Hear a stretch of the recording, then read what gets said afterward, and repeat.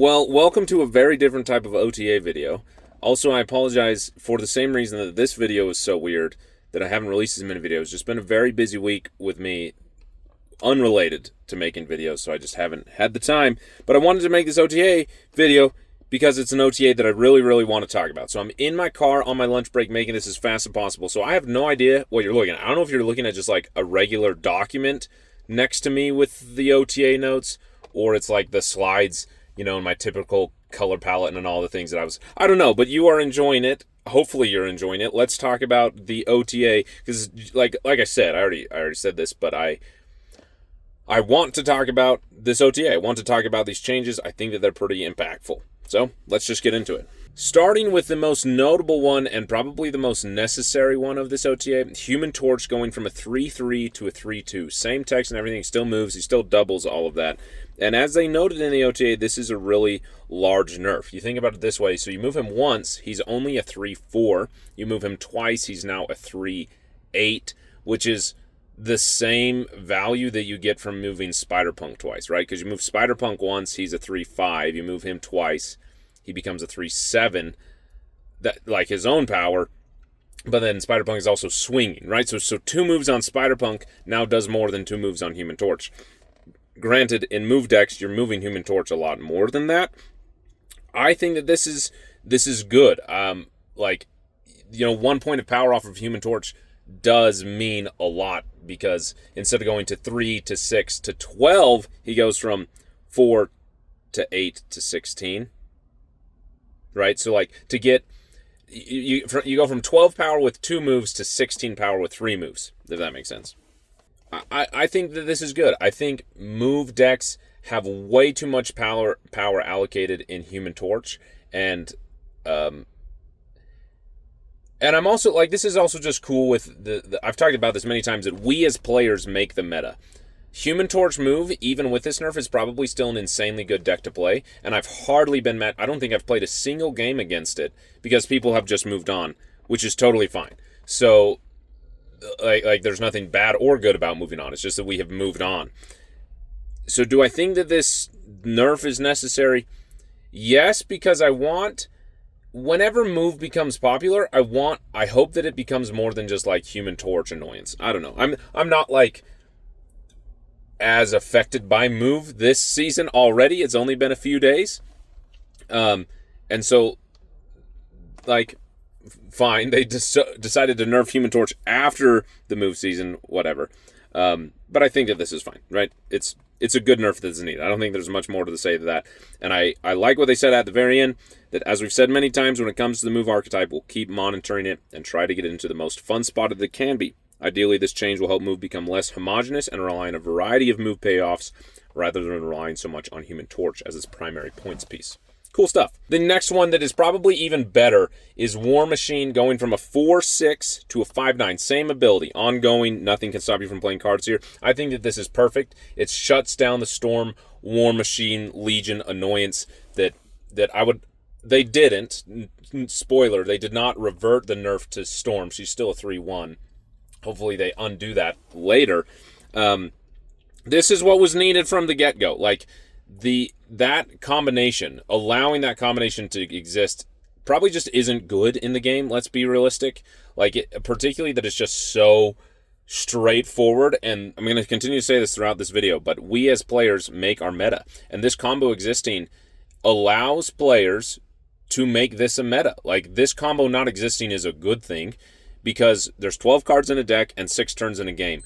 There is so much limit that we don't need to limit it even more by choosing to play this type of combo. The other cool thing about this is that War Machine into, or like, what's his bucket? Electro into War Machine now makes way more sense, because you're wasting no energy, and that's just kind of cool. So maybe that combo-y type of deck, and maybe that's the new deck that War Machine is going to be in, with something like Chamber, which I've been kind of experimenting with, and I think is really good. I think this is one of like the best changes they could have ever done, that it keeps the idea of War Machine alive, because even if you don't go Electro, you can War Machine on 5 into Infinite, right? Like, all the things that War Machine enables outside of the Storm shenanigans is still intact while taking out the problem.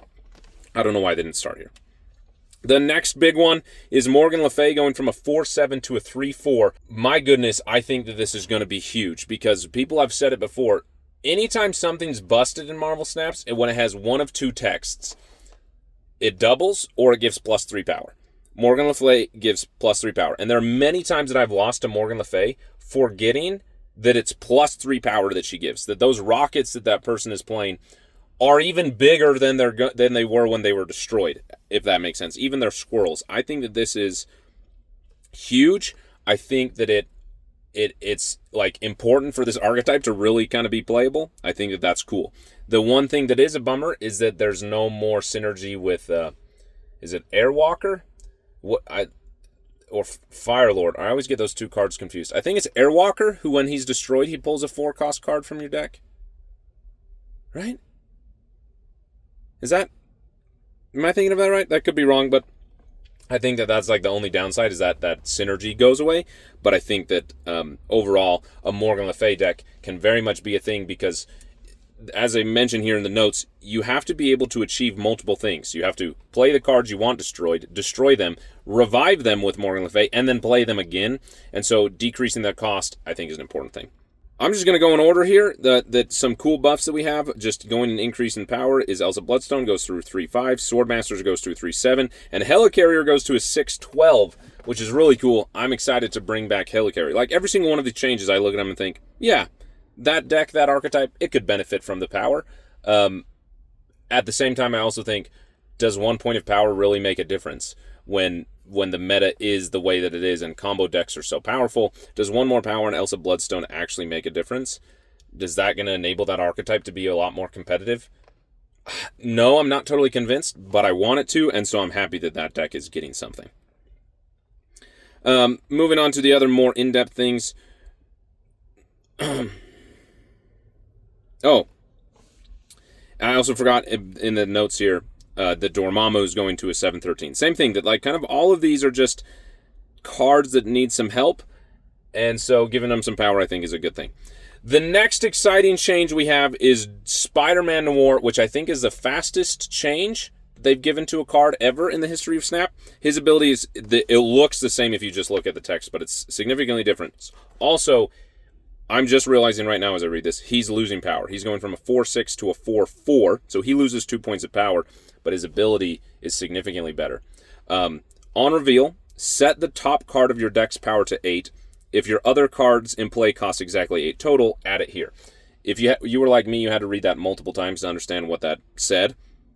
Basically, it will set the top card of your deck to 8 power, period.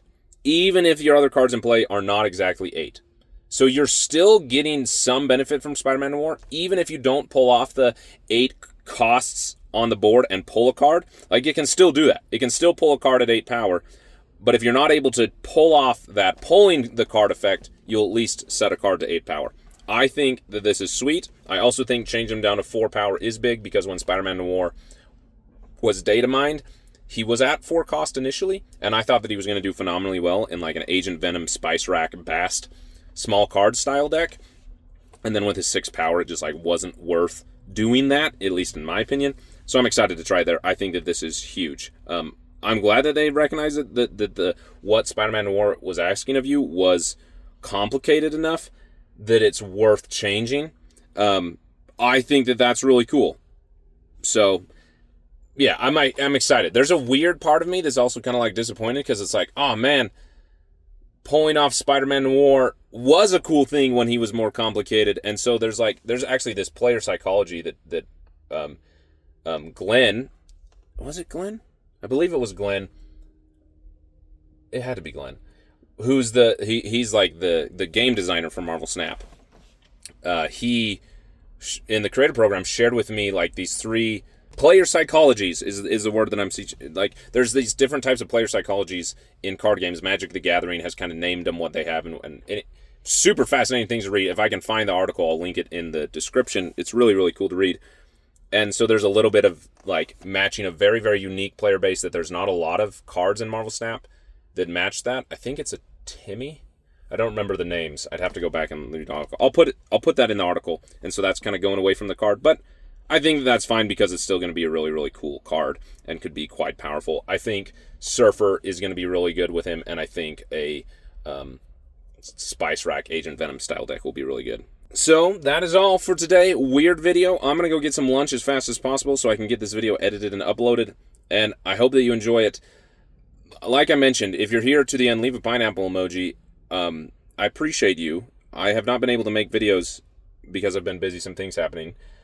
But also this season has been very weird for me, and it's only been a few days, and it's going to be a different season than ever for me in Marvel Snap and with my content. And so I'm excited to get to the point where I can share that with you, hopefully later today or tomorrow. Anyway, it means a lot to me that you'd watch this, and I'll see you in the comments.